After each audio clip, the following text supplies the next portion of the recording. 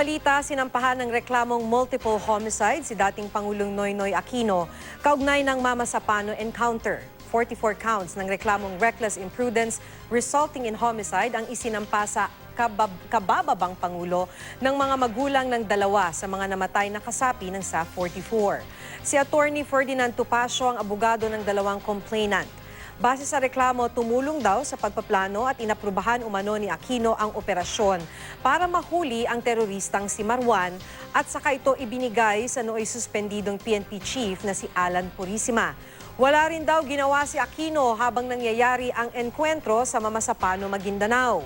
Bukod kay Aquino, inireklamo rin sina Purisima at ang nooy commander ng Special Action Force na si Getulio Napeñas. Sabi naman ni Aquino, iniutos na niya sa kanyang mga abogado na pag-aralan ang mga posibleng hakbang laban sa mga naghain ng reklamo na anyay panggigipit daw. Sinisikap pa ng GMA News na makuha ang panig ni Purisima at Napeñas.